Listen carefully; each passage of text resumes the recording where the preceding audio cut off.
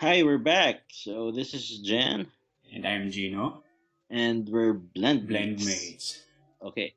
So as promised, no, yung today itatackle natin yung UV unwrapping. So uh ano ba yung UV unwrapping, bro?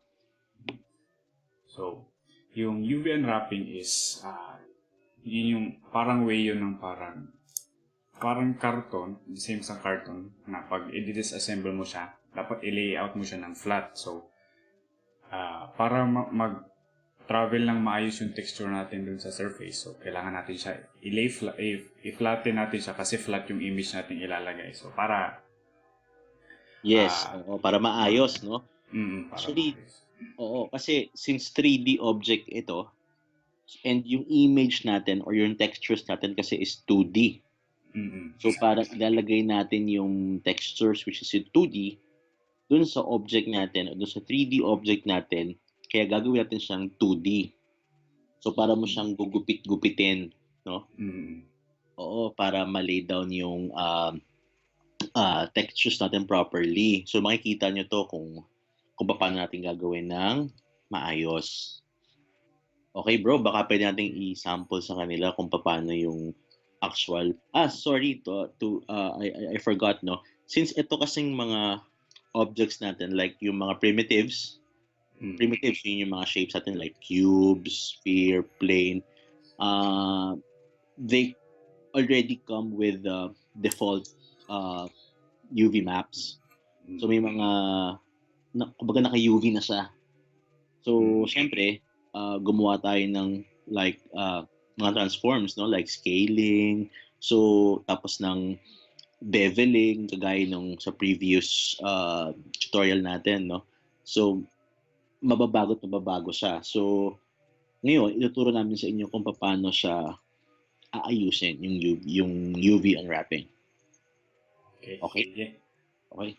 So, recap tayo saglit.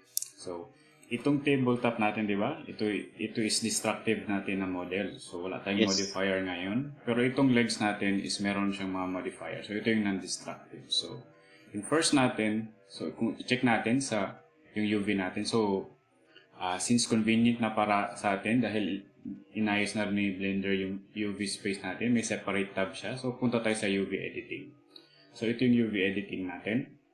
Kung makita natin dito sa left, wala tayong makita pang image dito. Mm-hmm. Pero pag magpunta tayo sa edit mode by pressing tab dito is meron kayong makikita dito na polygons or faces dito sa left side. Kung hindi nyo ito nakikita, make sure na nakaklik itong arrow na ito sa ibabaw, itong UV sync para makita nyo all the time yung UV natin dito. Mm-hmm. So, kung makita natin, flat siya dito and square, isa lang yung view na nakita natin which is yung top view.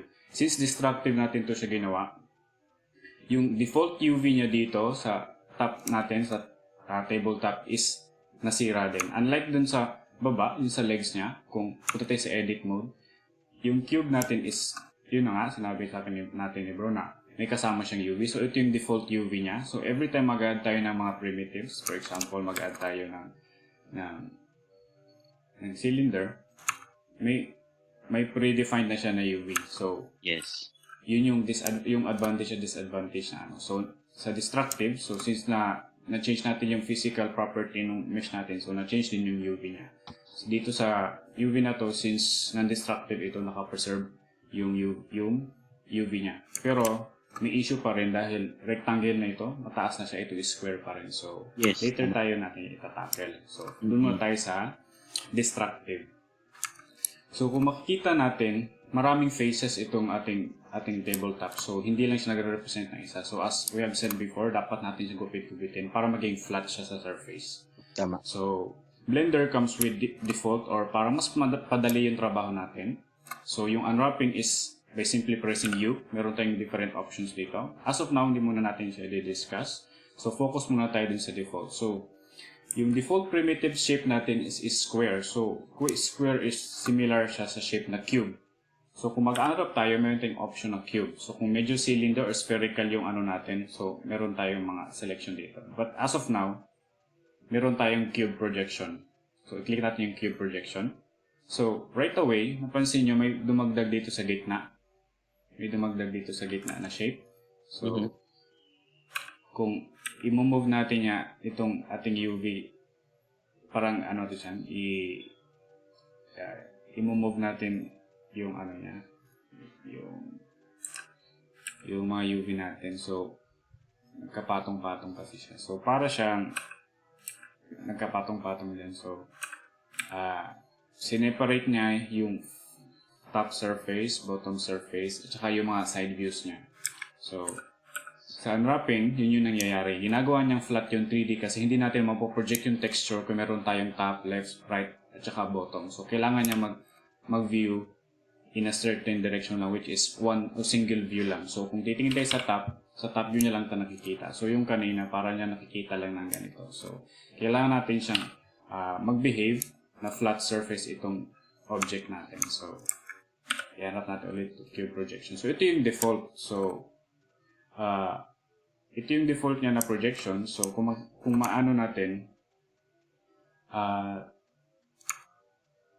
pag nag-apply tayo ng texture later, mas maano natin, para mas mapipreview natin yung significance nitong layout na to. Kasi this is predefined. So, meron pa tayong option dito, may Smart UV Project. So, if itatry natin to, Smart UV Project, may iba rin siyang layout. So, meron siyang top, bottom, tapos yung mga apat na faces yung dito sa table natin. So, naka-laid out siya. So, depende sa technique. So, ipapakita namin later yung advantages, or parang disadvantage ng dalawang method na to. Yes, cube to, pero meron siyang Smart UV, at saka meron tayong cube projection. So, as of now, iwanan muna natin siya sa Smart UV project. So, move tayo ngayon dito sa legs na to. So, kung punta tayo sa edit mode, ito yung default unwrapping ng cube natin. So, as you can see, itong cube natin is hindi siya square. Kitang-kita natin na rectangle ito. So, i-try natin i-run ulit yung cube projection natin by pressing U. So, right away, nakita nyo, yung length nitong ano natin is similar na siya doon sa actual actual geometry sizes nitong ating So, nakuha niya na yung actual aspect ratio niya. So, i-try natin yung Smart UV project. Okay. So, ayan. So, meron tayong apat na faces ng So, basically, kung magpansin nyo yun, meron tayong top view niya sa bottom, tsaka yung remaining faces. So, basically, yung UV unwrapping is ginagawa niya, linilayout niya into a flat surface para pag nag-project tayo later on, is wala tayong issue. So, mas makikita natin siya ngayon in action. So, para malagyan natin siya ng texture, so, punta tayo dito sa tab na to para mas ma-preview natin kung ano yung significance ng ginawa natin in real time. So, set natin to, itong parang material, material button na itong color pink or peach. So, dito sa base color, as of now, don't be intimidated yet dito sa So, magiging part ng future video namin. So, i-click natin itong button dito. Maglalagay tayo ngayon ng image texture. So, i-open natin yung natin, location. So, as for me, nasa desktop siya, ready na. So, isalip ko itong wood texture natin. And then, after nyan, is wala tayong nakitang changes. So, kailangan natin siya i-change to preview mode or look development mode by pressing Z. So, meron tayong look development or rendered. As of now, i-change muna natin to rendered. So, ayan. So, right away, yung texture na linagay natin is na-apply dun sa ating table. So, kung napapansin nyo, yung texture natin is, yung grain ng wood is horizontal. So, before tayo mag-proceed, i-apply din natin siya dito sa So, yung material natin dito, once created na natin siya, is lalabas na dito siya sa ating material list. So, di na natin siya kailangan i-add ulit. So, itong icon na to. So, ayan. So, right beside sa material natin, kung may papansin ko may number 5, so it means 5 objects siya naka-apply. 4 na legs nitong table at saka itong tabletop. So, kung mapapansin natin, yung gray nito is papunta sa baba at yung sa taas naman is from left to right. So, kung pupunta tayo sa edit mode, okay yan. So, kung mapapansin nyo, kung gagalawin natin tong UV na to, i-rotate natin by pressing R. Nag-rotate din yung texture natin. So, ito yung visual representation niya dito sa ating UV, itong UV space sa model space. So, para mas makita natin ng maayos, i-change natin yung texture to yung natin na linagay natin na texture. So, kung mapapansin natin, itong UV nito dito sa right, ito is from top to bottom. Kasi, itong is naka-layout dito sa right, which is yung gray niya is papunta dito sa top or sa bottom. So, kung para mas ma-orient natin ng maayos, select natin lahat, press rotate. So, rotate natin siya ng 90 degrees. Yan. You can also press sa keyboard nyo, 90. So, kung makikita natin, itong four faces ng table natin is meron tayong green from left to right. So, same din dito sa model natin, sa 3D space. Yung gray natin sa table is from left to right na. So, yun yung advantage ngayon ng UV kasi may total control tayo kung saan natin gusto mag-place itong UV. So, kung hindi tayo happy, since nasa UV space siya, kung papansin natin nasa UV space, so pwede natin siya i-select itong certain face or i-move natin. Pag select nga pala is i-select nyo to and then press L para i-select nyo yung another remaining faces dun sa may polygon. So, pwede natin siya i-move by pressing G. So, may total control tayo for variance natin dun sa object. So, ayan. So, ngayon, punta tayo dito sa kabila. Ito, sa legs ng table. So, kung mapapansin natin, yung UV niya is somehow stretch. Dito parang something Stretch, no, bro? Parang stretch. So, kung pupunta tayo sa edit mode kasi, yung ginagamit niya na UV map is dun pa sa original primitive niya, which is yung square. So, kumagad tayo ng cube. So, ito yung original primitive niya ginagamit. Kaya yung UV niya is square. So, kung i-apply natin dito yung texture natin kanina, which is yung material, magiging mukha siyang maayos kasi ito yung original. Pero, itong legs natin is mahaba na. So, hindi na siya applicable para dito. So, to fix that, kailangan natin siya i-unwrap ng maayos. So, i-unwrap natin siya into Smart UV project and then press OK. Okay, ayan. So, as you can see, ito yung naging niya. So, maayos siya pero somehow, hindi kasi rectangle yung natin dito. Hindi siya rectangle itong stuff kasi square to na leg. So, something wrong. So, the best nito is gagamit tayo instead of Smart UV project kasi alam natin hindi tama yung projection natin. Gamit tayo ng cube projection. So, yung leg natin is square. So, this would represent the actual talaga natin. UV natin dito. So, square siya. So, dapat square din yung natin sa UV. Ayan. So, dapat square din siya. So, ngayon, yung gray ng wood natin is hindi siya desirable para sa ganitong view. Kasi yung wood ng grain, supposedly is hindi ganito siya ginagawa dahil ito yung weak point ng wood. So, dapat tayo mag-follow pa rin sa how the real world grain talaga sa wood gumagana or magiging mare-represent natin sa 3D. So, kailangan natin siya i-rotate ng 90 degrees. Okay, rotate natin. Okay, mas presentable na tingnan. Mukha na talaga siyang tunay. Pero may remaining pa tayong mga legs dito. May 3 pa. So, alangan namang ulit-ulitin natin yung procedure na yun. So, masyado siyang tedious. So, dahil convenient ang Blender, meron siyang option para doon. So, i-select lang natin yung mga remaining legs. And then, i-select natin as last. Kasi kung ano yung last natin i-select, yun yung ikakopy niya na setting. So, i-press natin yung Ctrl L. Ayan, Ctrl L. So, make links natin yung UV. Kasi may UV tayo na in-adjust dito sa first object natin. Kailangan natin siya i-apply. So, transfer natin. And then, press tayo ng Tab. And then tab ulit. So right away, yung setting natin sa first leg is na-apply dito sa second at saka yung mga remaining legs natin. So just like that, meron tayong maayos na UV. So yan. So this is yung UV natin in a parang mabilisang UV. So malinis siya, mukha na siyang tunay lalo na makikita natin yung edges niya. So yung mga seams na kung i-zoom natin siya ng maigi. So, medyo sharp siya. So, make sure na shade smooth tayo para ma-fix niya. Kung mapapansin nyo, meron tayong seams dito. Ito yung seams. Ayan, yung visible na pinagdudugtungan ng ating object. So, yung purpose ng bevel natin is para ma-hide yung seam na yun dahil magre-reflect yun ng light.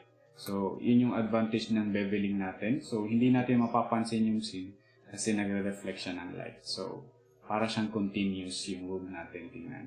Yeah. Tama. So, meron na tayong realistic table. Table, mukha na siyang table. Table na talaga siya. Lang. So, just like that in Blender, ganun lang kadali mag-UV unwrap. So, this is the, pa nga pala, ito yung pinaka-basic dahil cube lang naman to. So, para siyang close sa may relative shape na square or rectangle, ganyan. So, applicable yung mga predefined natin na UV unwrapping. Ayan. Right. Okay. Ayan.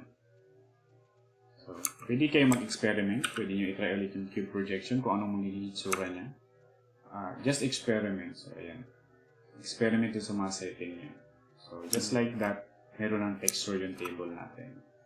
Yes.